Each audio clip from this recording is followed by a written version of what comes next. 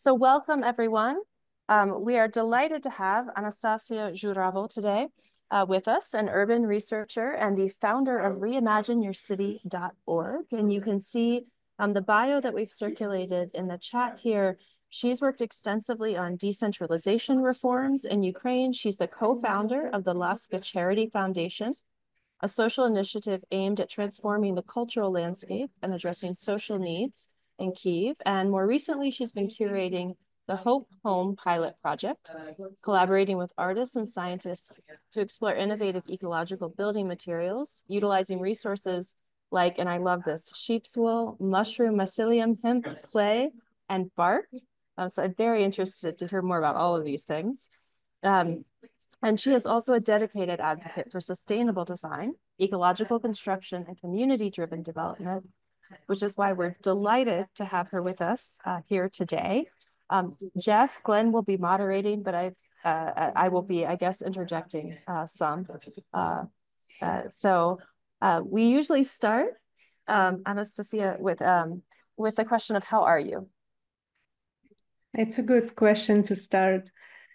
Yeah, and it's quite a difficult question in a way because it's very unpredictable feeling because every day gives you the new feelings actually, because the news, any news can destroy your day and gives you a lot of anxiety or hope, or many different feelings. So I would say that it's a combination of different challenging feelings which you try to learn and try to be adaptive for. And yeah, somehow like that. And I believe this is what actually all Ukrainians feels like now and nowadays. A bit unstable, unpredictable, but still try to be resilient, to be grateful for everything you have, and you still not lose, for example, and move forward. Something like that. I think that's a good segue, actually. That's a summary of the way a lot of us feel, actually, both in and outside of Ukraine. So, yeah.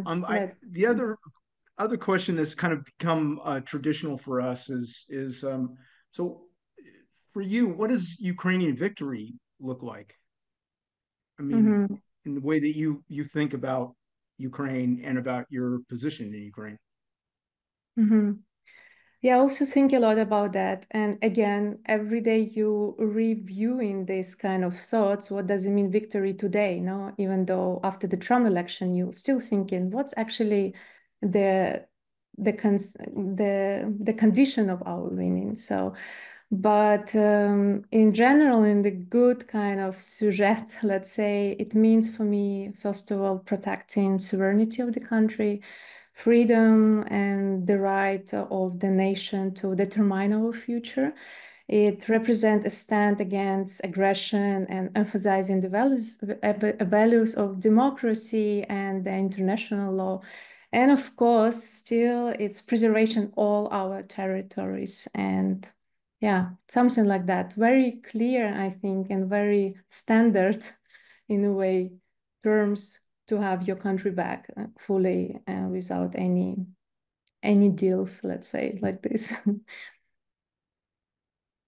So, we kind of had thought about maybe the process, but I think that kind of leads directly into, when we spoke before, you talked about how involved you were with decentralization reform, kind of like, your kind of political viewpoints, and maybe you could share a little bit about that to start our conversation, and because I think it's a good segue. So.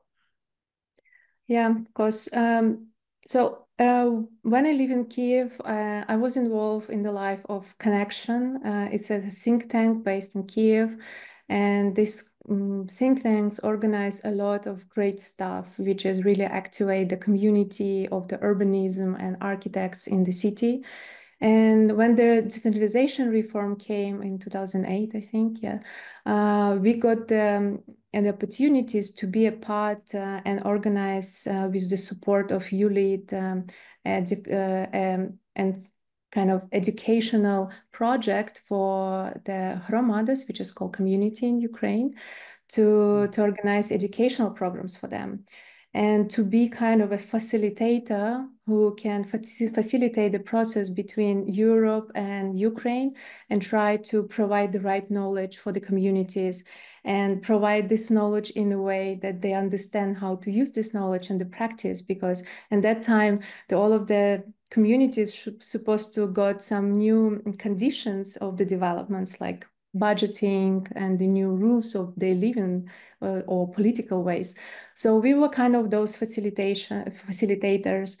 And also at that time in Ukraine, we didn't have so much data about the communities. And our job to do was to gather in all of this data about the territories with a lot of urbanistic, architectural, just clear data. And I think we did a great job. The Connection School created a platform with all of this data, which was open, and everybody can use this data still. And I think that was the biggest achievement and my involvement in the decentralization reform at that time. And so how do you feel that decentralization actually has played a role in what's kind of happened in terms of not only our current events, but resiliency, civil society? How do you see that kind of activity contributing to what's happening now? So first of all, I believe that the reform was the biggest achievement of the political kind of environment in Ukraine of the recent years. It was really the great things which was implemented and gave a lot of hopes to develop the territory which was totally undeveloped. And the thing that was before happened, like with all of the money centralization on the big cities like Kyiv or Odessa or another big cities, was totally wrong from my perspective. And that gives a lot of new change in our country. And of course, now the decentralization reform still existing and everybody links to it a lot. But because of the war, because of all of the budgeting cutting, we understand that now the decentralization reform not the first things to do and implement, unfortunately. And I think the most important after the war's end to back to those kind of knowledge and already achievement which we have in our country to continue develop the communities. I'm working still with the communities quite closely through their project Hope Home, which you just described on my introduction. And while we're talking with the communities, or while we had this conversation with a community from the south of Ukraine, we really heard that they feel they feel abandoned in a way, because after all of the war destruction, a lot of people leave the communities and they move either to the big city to survive, to try to find a job, or they move out from the country. And this territory now quite empty. And young people or families not living there anymore because they're scared, or they don't have facility, or they don't have schools, or they don't have shelters. There are so many specific things they lose during the war. And I believe with all of this, we have to understand that to rebuild, if you're talking about the reconstruction of Ukraine, we have to start from the communities, because we have to bring the life back to this territory. And and I think decentralization reform quite crucial element of this implementation. It's so inspiring to hear you talk about the importance of community and local efforts for rebuilding Ukraine, but also really heartbreaking to hear about what you're saying about people leaving communities just out of survival to find a job or to find a safer place to be. I'm curious if where you've seen, like, have you seen a lot of pushback against decentralization? Is the public opposed to it? Like, are people on an individual level kind of like, oh, we want the national government to take over, we don't trust the local governments? Or is it a higher up push to maybe not prioritize decentralization, do you think? I don't think so, actually. I think still the representatives of the community gives a lot of trust of those people who still live in those communities. And this is a dialogue actually face to face.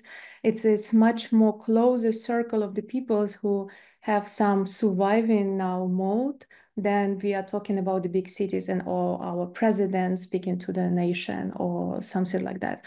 because I'm my family from the small city. My mom lives in the Mykolaiv region, and actually Hope Home operates in the Mykolaiv region as well.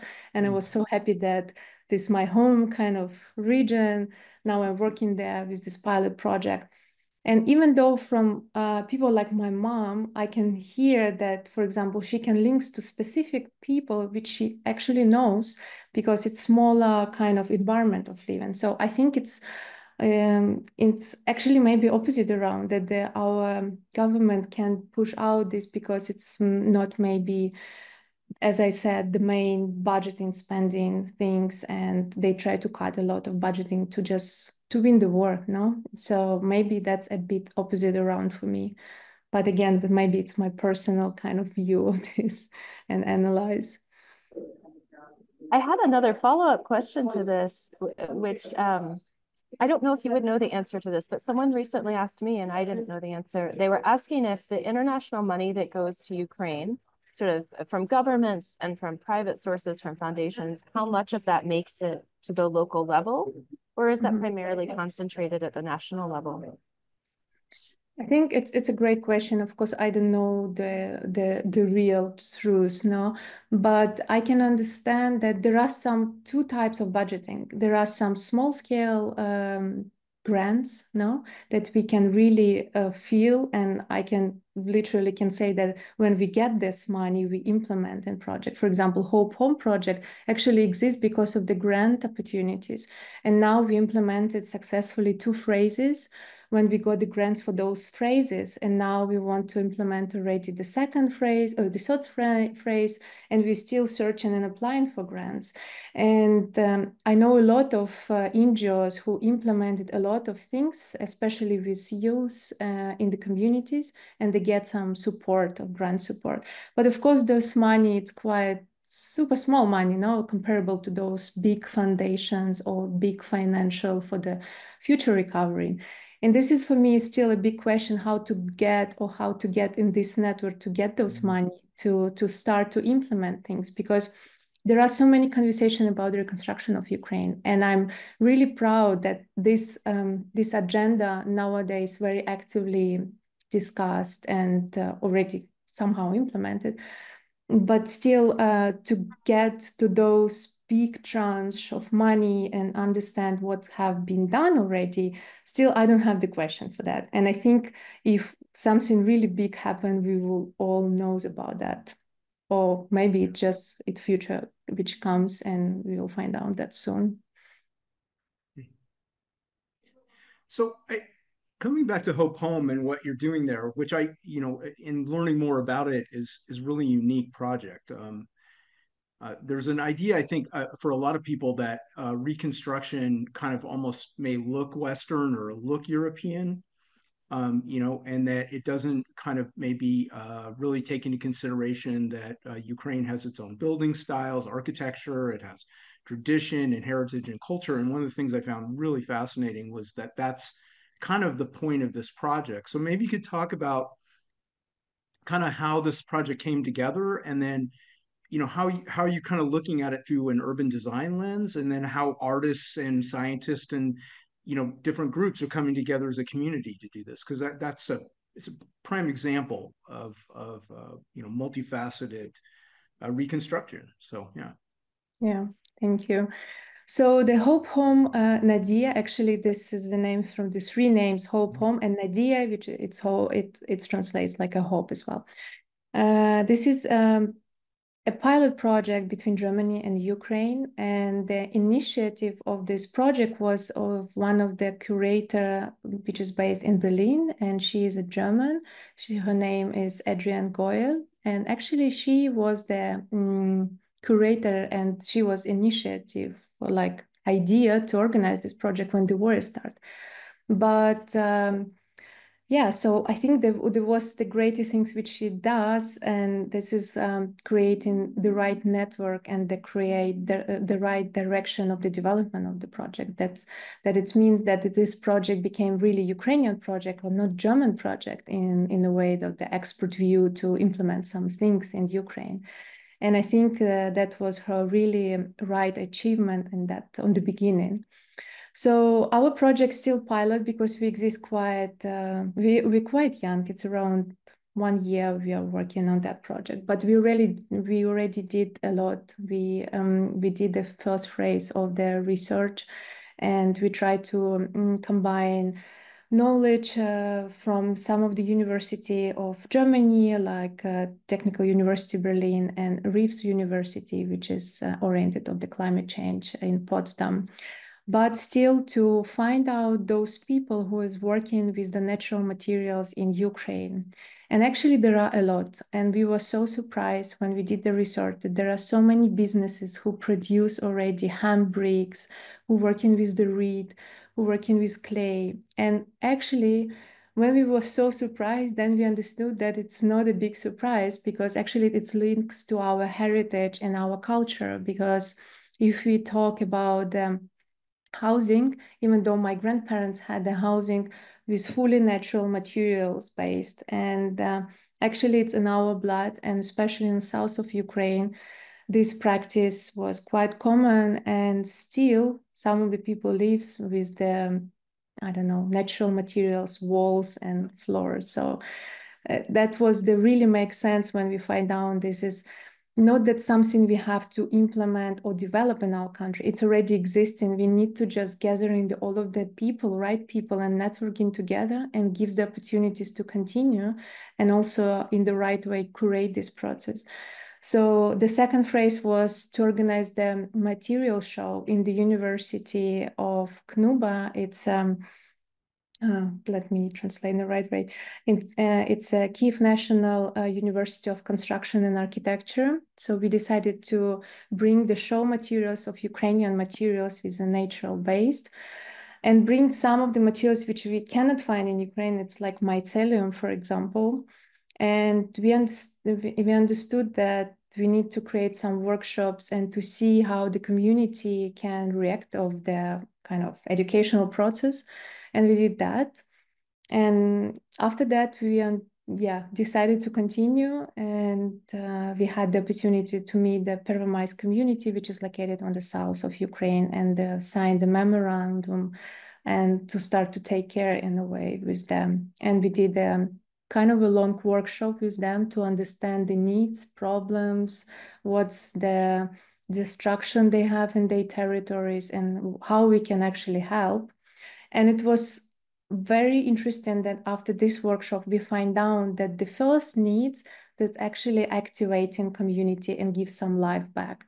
And they ask us to create a healing center where we can learn the techniques or methodology how to build with the natural materials, because they saw that it's not a very complicated process. Actually, it's not a very strong construction site or something like that. So basically we understood that this healing effect can be provided, and the first state with the construction can be not just rebuild something or rebuild any housing. It can be actually educational center and the healing place for those people who still live there, for those people who really need some culture in their life.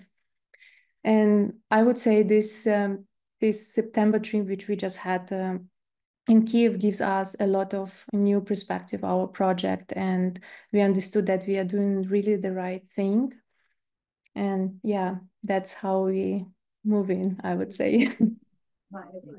This is all makes me so tremendously hopeful in a time where politics is awful around the world, it seems like, in so many ways, or is scary maybe and uncertain for lots of people. But this is so inspiring and makes me so hopeful. But I think also really emphasizes what people don't appreciate, that there's so much domestic initiative in Ukraine, and that Ukrainians are doing so much already to rebuild the country and to move forward. And I don't know that people fully see that right now, and fully appreciate how much is happening in Ukraine to rebuild during wartime. So thank you. It's part of what I'm saying for all of this and for this I think it's assessment. also a little bit the answer for your question about the community and also the community needs. And that's what we also were surprised, how the community gave you so much power in a way, and hopes, and we can be sure that we can implement our project with those people which they are not professionals in these fields. They are not an architects or the urbanists or I don't know, whatever, but they really feel the struggle, that they feel lost, and they feel like nobody cares so much about them now. And they also feel the strong understanding that while everybody understands all of this reconstruction plan, it gives a lot of time and nobody knows when it started actually. But such a small scale project can already start the processes and activate for the future.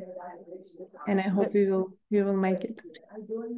It reminds me of something that Olga said when she visited my class, when she talked about building a community center in a small Sharmata in Ukraine and how people were so excited. And it gave them so much hope and they didn't expect it. And they had this nice facility built and that it meant a tremendous amount.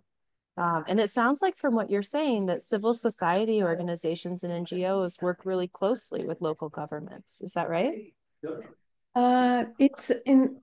It's right in a way if you have this opportunity to get those permission from the city authorities or something like that, or politicians.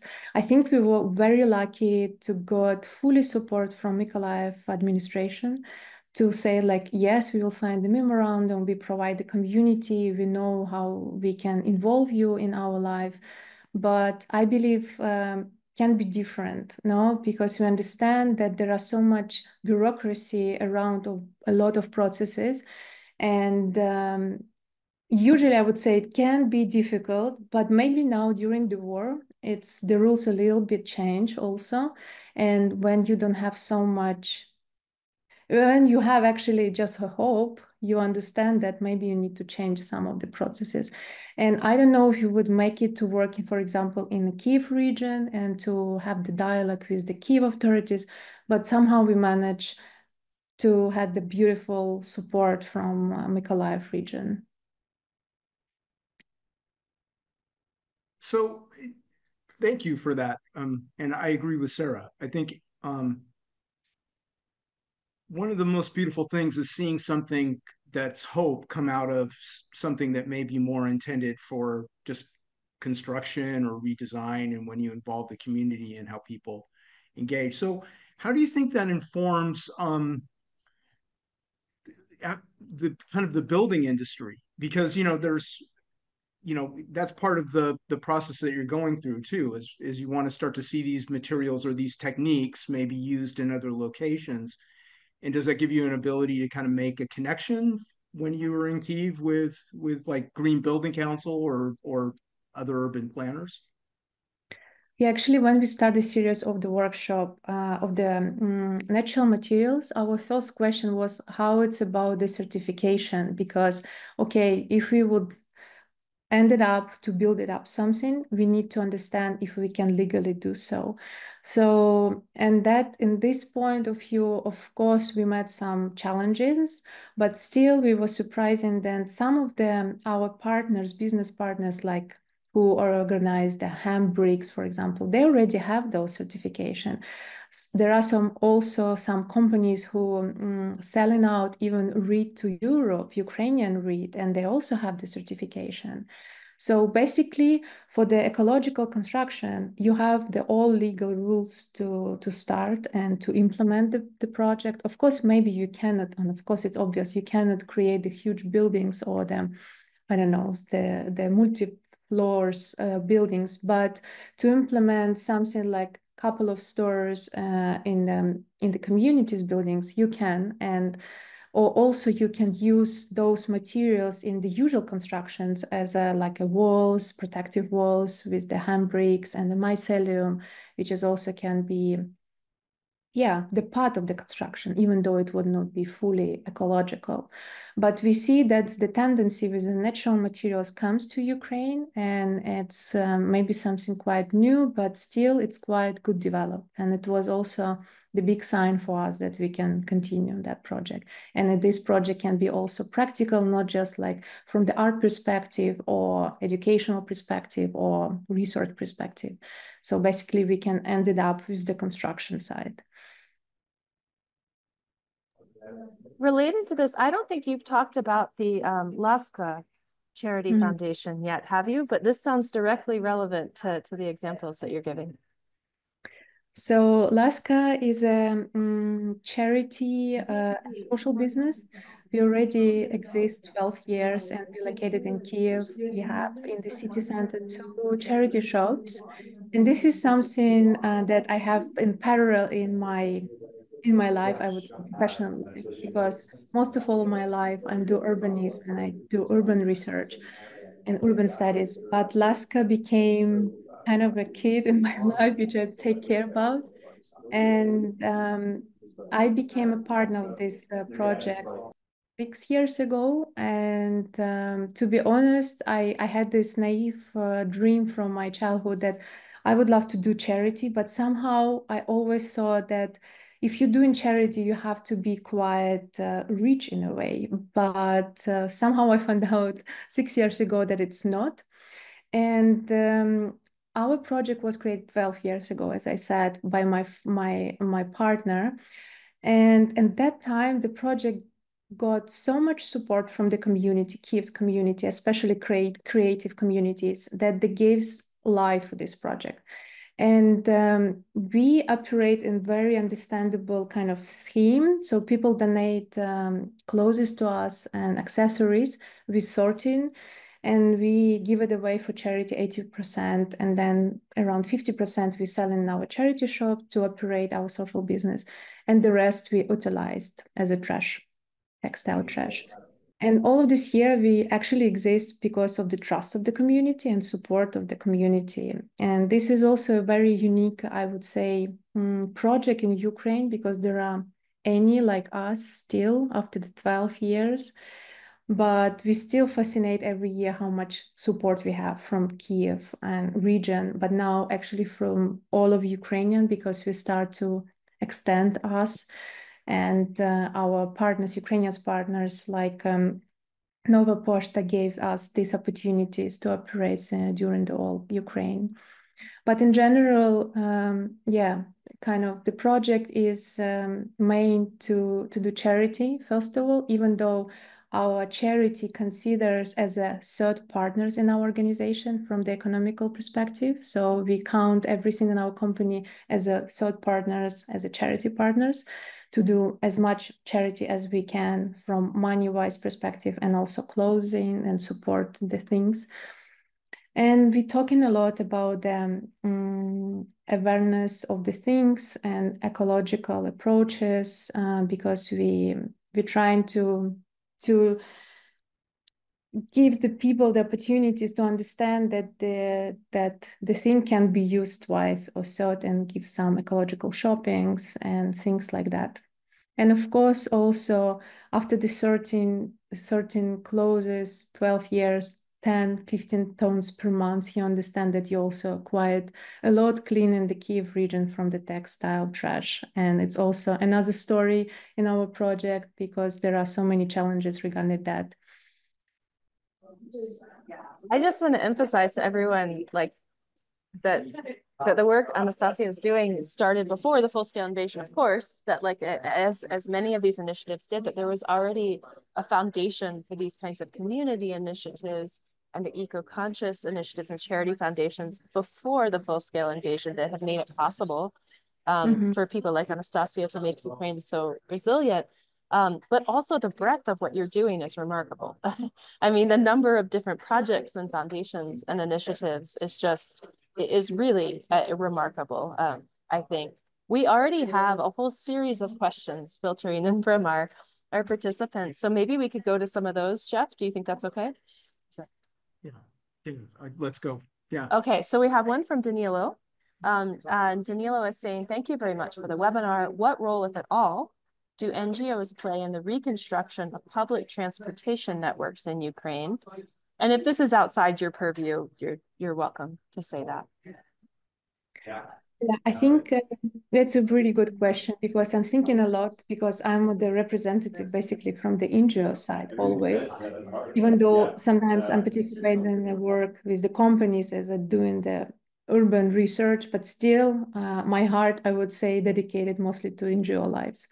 And I think for now, it's a really quite a crucial role because NGOs like us can organize and activate the processes which can be very implemented for a long time from the kind of the company's perspective, I would say, because those people who runs the NGOs now, they are so motivated to do some changes in Ukraine and do that very quick in a way to see the results, not to be so, I don't know, in a way to create some conversation around the problems. They try to solve the problems.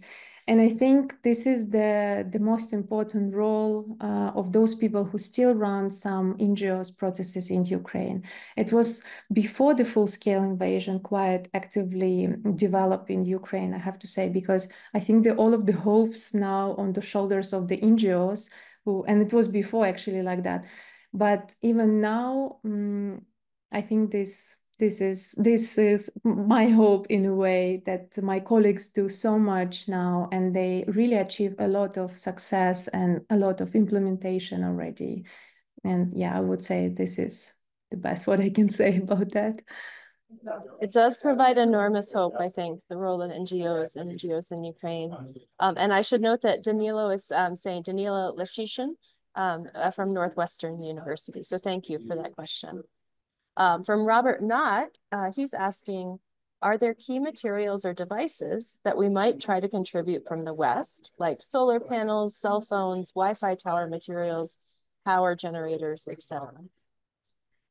Yeah, I believe all of them, because as you know, we have the huge problem with electricity now, and the winter is comes, and nobody knows how this winter will go in Ukraine. Of course, I would say yes, and some of the things also quite well developed in a way of solar panels in Ukraine, especially on the south, and it's quite a good thing, also quite good development and achievement we already have. But still, all of these things and all of these supports can be, of course, relevant nowadays.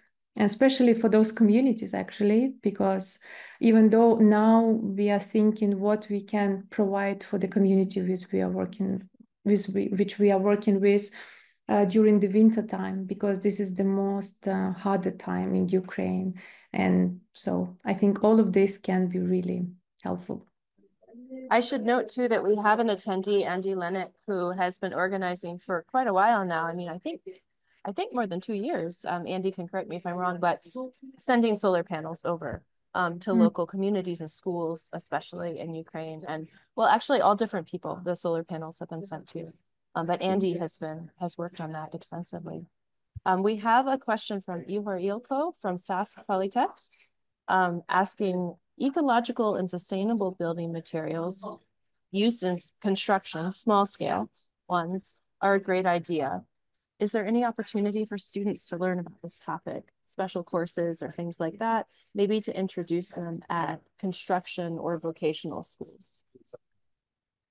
Yeah, actually, the workshop which we did as a first phase of our project was open for everybody. So we kind of tried to open up and show how we can work with each of the materials which we work with now.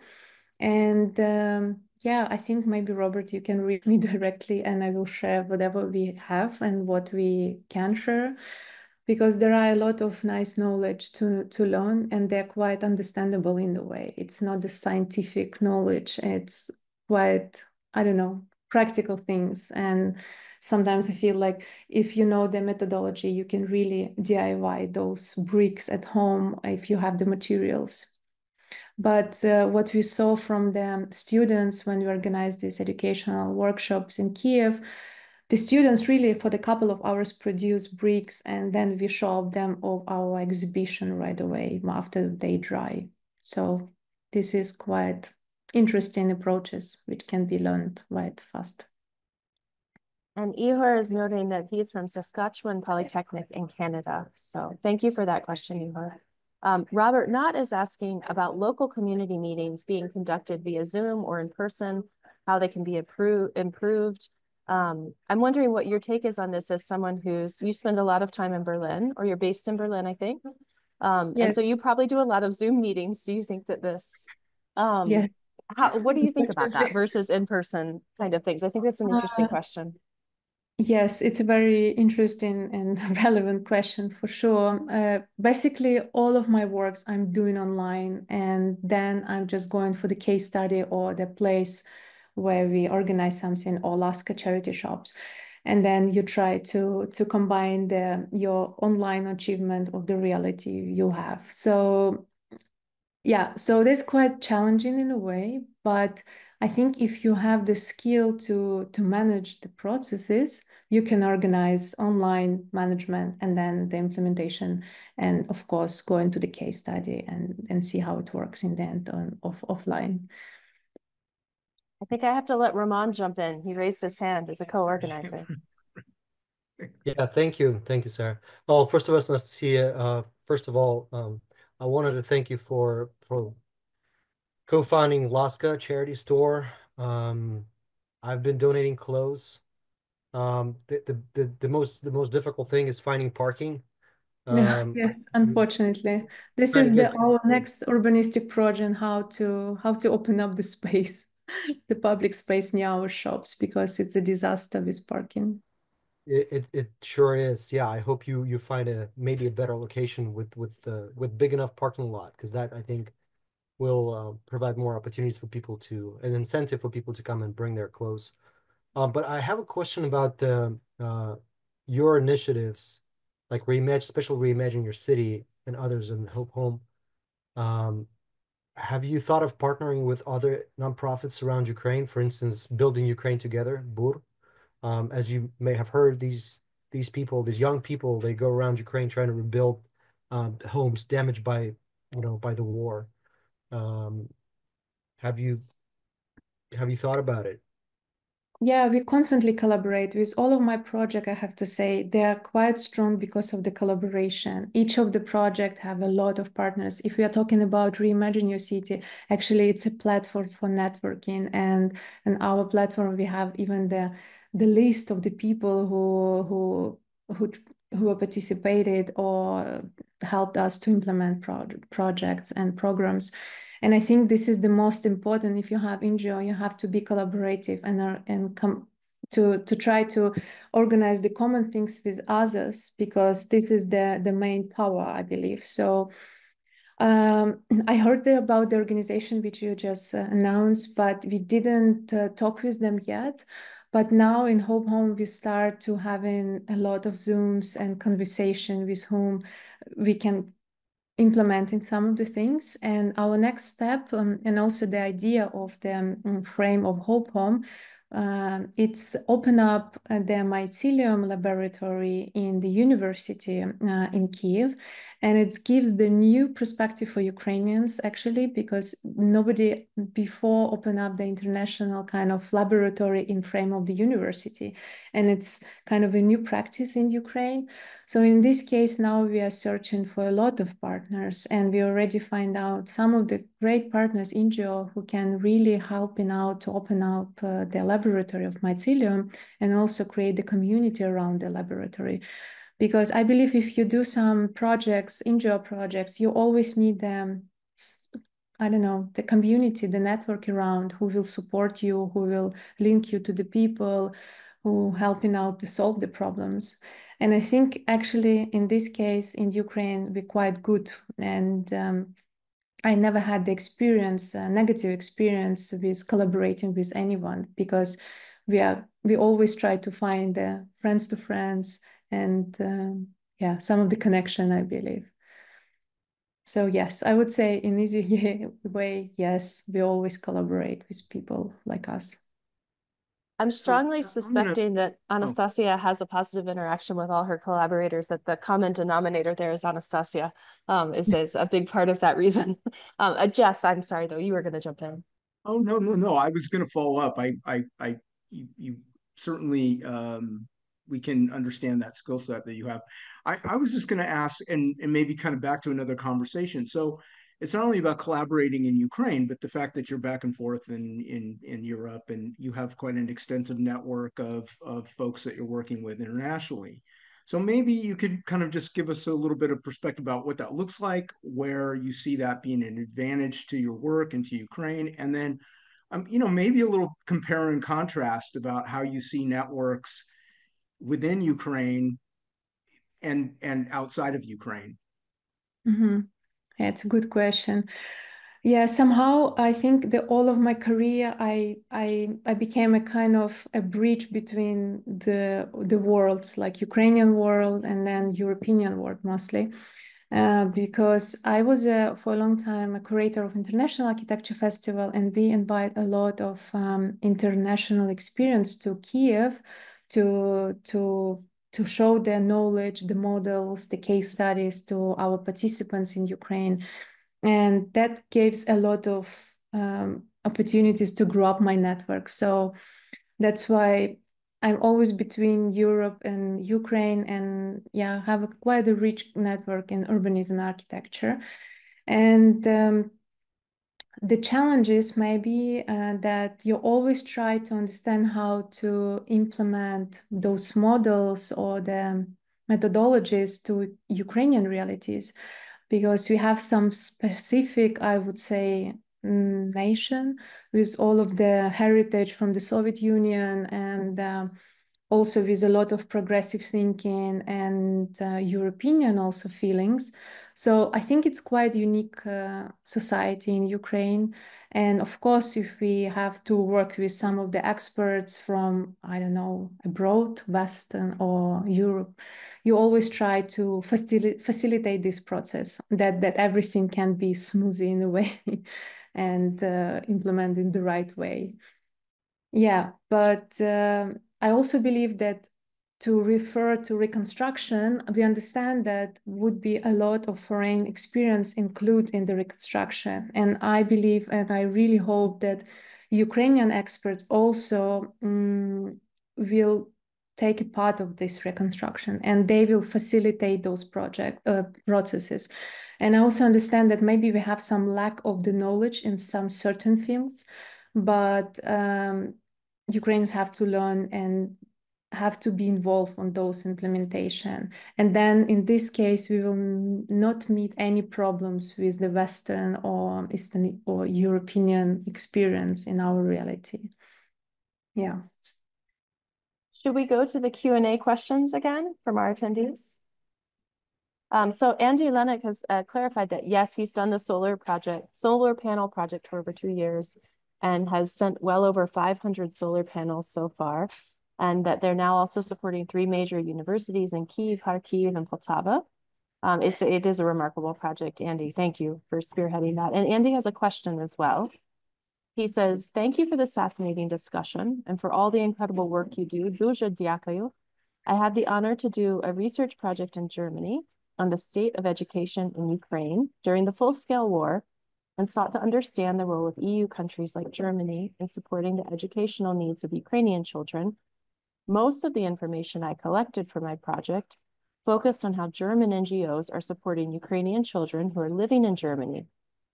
Are there any examples of German organizations collaborating with Ukrainian partners to provide more direct support for Ukrainian education within Ukraine, like funding for rebuilding Ukrainian schools, donating educational resources, etc.? Yeah, it's a very good question. Maybe I will not answer directly about the education in the way of children education, because it's a little bit not my field. But from my personal perspective and how it works between Germany and Ukraine, I think we have quite strong connection. And it was before the war already. And even though from the bigger perspective, like the companies like, for example, GIZ and ULEAD, they were a big part of the urban development in Ukraine. And actually, there are so many German expertise, because I think this is one of the closest example for Ukrainian realities, and also for the decentralization implementation reform was. And I think we have quite a good links between our countries. And also after the full scale invasion, I also observed a lot of new NGO happens in Berlin, which was supportive, for example, refugees or civil society in Ukraine. And there were also kind of the NGOs between Germany and Ukraine, also, or German NGOs who support Ukrainians or invite Ukrainians or on their NGOs to run the activities. One of them, it's Vice, for example. They organize educational events now, activism, even cafe for the community networking. So I believe there are some kind of, or maybe not a lot, but some of the processes happening between our countries. And in this case, I quite appreciate. I also know that university in Germany host a lot of Ukrainians from architecture field to provide the place for them to study and to get some scholarship. So I think we really got a lot of support from Germany. That's I really think inspiring to hear. Oh, and also, I should note Andy Linux there's several devices that have Andy Linux name. I guess he didn't actually ask that question, but I'm not sure who did. So if you'd like to identify yourself who asked the education question, you're welcome to. Roman, sorry, I cut you off, I think. No, no, no. I just wanted to say that, GIZ, as Anastasia had mentioned, they're doing a lot of work to rebuild the damaged schools and infrastructure in Ukraine. And basically it's a German government money. Related to this, we have Jeff, do you want to go ahead? We have some Q&A questions, but. No, I was actually going to read one. So Oh, no, good. Go feel ahead. free. Go for it. No, go ahead. Okay, Artem, thank you for the webinar. Could you compare the work of NGOs in Ukraine and abroad? Are there countries where their work is more active, particularly in terms of aiding Ukraine? So it's kind of piggybacking. Having earned my MA in International Relationships in Estonia, I observed how actively NGOs are in helping Ukraine. Perhaps this is due to Estonia, like Ukraine, sharing a border with Russia. Yeah, I think if we are talking about the European NGO, I think they are more sustainable in the way of money kind of things, like sustainable in the foundation, no? Because in Europe you have so much opportunities to apply for a grant, and you should not struggle so much to apply of them. If you got some of them, you're already in the loop and on the network, and basically if you implement the right project, you will be supported. You will be supported, and you will then create the more sustainable environment for your organization. In Ukraine, it's a little bit different, and it's from even my perspective, it's more harder to find financial if you are a new NGO. You always need to find the way to find those foundation who will support you and give you the hope and also the trust that you will implement your project. But I would say the most power from Ukrainian NGO, this is the very strong feeling to achieve quick and implement quick. And I think this is the most resilient thing which we have in Ukraine, comparable to European mindset, because we don't have time to think so much. We need to implement, we need to work, and we spend more, I think, time for that. But in Estonia, it's maybe quite similar, because as our participants said, they have quite similar problems with Russia, and it gives us similar background in the certain things, I believe. So I'll continue. So Pavel asked, going off of my recent question, mine, in some countries, Hungary, Slovakia, Chechnya, and likely US in 2025 onward, NGOs are frequently targeted by the more populist authoritarian leaders. How do you navigate this increasingly fraught or difficult environment? I think in Ukraine we don't have this problem, because still NGO are still quite independent in a way. And nobody wants to work with NGO from the political wise, and nobody wants to involve in their life so much, actually. So, and I think this is quite good. And also, I believe our politicals, they are not they don't think so much about us. They don't consider us as a problem in a way, but it's still there's some of the pluses, I believe, on that. So I would not say that I had some of the experience like that. So I would not say that I can provide the right answering. But as I said, in Ukraine, we have some privileged situation in this case. So I, I can't help but wonder, and I don't know if we kind of talked about this in our pre-meeting, but it just seems like you're very you just have a wide field of interest, but you've been kind of engaged in so many different and remarkable kind of projects. Can I ask kind of like how that started for you, just kind of personally? Like how did you kind of find yourself here? Yeah. Mhm.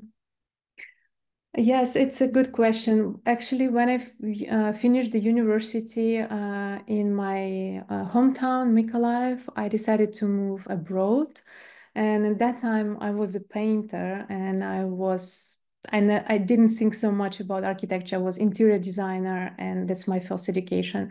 But in that time, I decided to move to Asia, and that was very childish decision when you don't have any fear and you just can do whatever you want. So I just moved out to Asia and I start my adult life there. And 5 years I work in the real estate sector, and it was interesting time. I learned a lot, and I work a lot with real estate. I sell a lot of different real estate, and it was totally different world with comparable nowadays. And I think at that time and that point of view, I understood that this is not the job which I want to do actually. And I'm very curious in that time about urban studies. And I tried to find the university to switch my education and start to do so.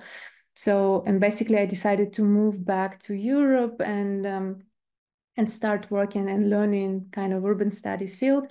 And I was so lucky to be a part of Connection community, which gives a lot of knowledge and practical job for myself. And as we work always with NGO, I understood this is actually my field. And then it's happened, when you start collaborating with one person, with one companies, and then you create your network and actually how it works, and that people inviting you for different projects. And then you quite lucky to have those experience to work with different actors and different NGOs. So that's why I always kind of try to keep the loop of urbanism, because this is my biggest passion. But then you have so many dedicated things like curatorial things and architecture, of course. And I was a curator of the Pavilion of Architecture for a while. And we did also a lot of great curatorial work already during the war. And yeah, so I think networking and also your field, creative field, gives you a lot of the possibility to create if you have energy for those. So that might actually make this next question a little bit more poignant, particularly since you've traveled both east and west.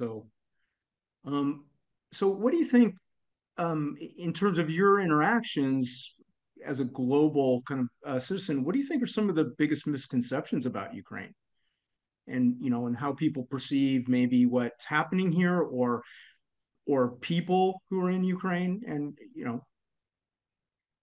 I wouldn't say that I will say some cliche about those people who will thinking about Ukraine in a certain way. I just understood that before the full-scale invasion, the world didn't know Ukraine at all, and people didn't know even where is the location of Ukraine, where is the Poland, or we are part of the Poland, or we are part of Russia, who we are, what's the nationality, what's the people living there. Some people knows us because of Klitschko, some of the people knows us through the sport perspective. I don't know, actually, maybe that's it. And that we were a part of the Soviet Union. But after the full scale invasion, I think we open up our culture. And actually, I think this point was quite shocking for the world, that we have fashion, we have culture, we have so many different experts. And apparently we understood that so many cool people in the world are Ukrainians or have the Ukrainian roots. And that was an amazing period, I think, of this, or maybe the one of the pluses of this changes, huge dramatic changes in our country, that we open up for the world. And then Ukrainians start migrating and open up the businesses in Europe, in USA, in Canada, and whatever. And also it also was quite, I think, a big show, a big achievement for a lot of people that Ukrainians can also create some beautiful businesses and beautiful projects in the world. So I don't know about the cliches or some of the certain kind of feelings of Ukrainians. I think they are quite different, and it's very personal experience, and also the personal experience how you interact with Ukrainians, and then you can have your perspective or perception of those nations. But I think maybe I'm not the person who can say something like that. Maybe actually I should ask you because you're the foreigner and maybe you have to tell us how you feel Ukrainians, because from my side, it's difficult to say. Touche. I love Ukraine, so I have nothing but good things to say, and I'm always amazed by what people are doing here, and by people in general who rise to a challenge that's so life threatening and so horrible, and that under some of the worst conditions, people will do the most amazingly loving and good things. So, yeah. But but we're not interviewing me. So anyway, I'll reserve that for another time. So I want to kind of follow up because we're getting close to the last hour. I would encourage our folks to put whatever last questions they have in the Q&A. But so you're kind of doing Hope Home and you're trying to figure this stuff out. Where are some challenges in terms of the next stage? What do you see kind of what needs to happen in Ukraine for some of this kind of Ukrainian initiative or adaptation to really, to be helpful and to take root and to be sustainable in Ukraine? Yeah, I think the most biggest struggle for now is to find the support, the right support for our project to be sustainable, to not always or every half of the year thinking about how we can implement this in this stage because we don't have funding for that. And also now we, for example, spending all of the working time to pitch the project, to showing up, to write a huge grant application, then reporting those money. I think this is really sucking a lot of energy, and you put so much offer for that process. And I wish that in Ukraine, especially, there are some grants application, of course, and some opportunities, but I just wish that they would be maybe a little bit easier to get, and maybe those foundations will see in these NGOs much more potential in a way that they will be supported and then something will be implemented already today, tomorrow, on this next year. And I think this is would be the best what can happen even now with the reconstruction of Ukraine, while all of these big processes on the processes and the strategy and the development. But NGO can implement so much useful work already if they would support it in the right way.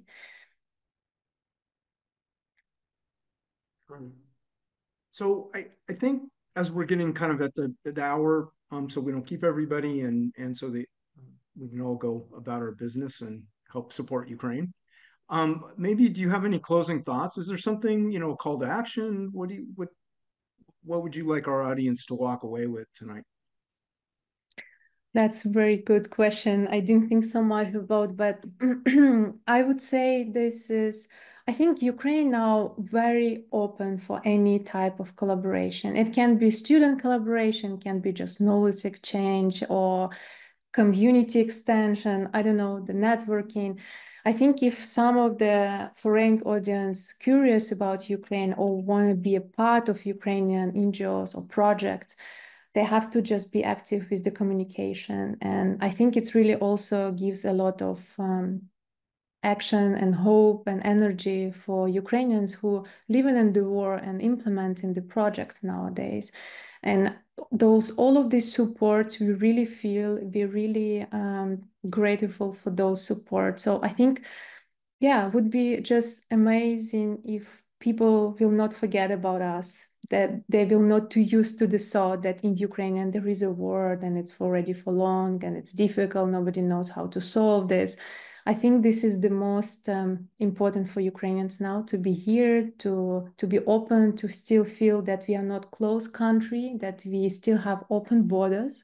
even though we have partly closed from the Russian side and Belarus. But still, I believe this is very important to keep going as a European approach country for the development.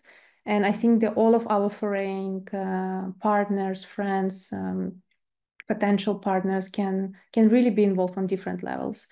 And I really wish that it can be continuing this way, and and some synergy can happen.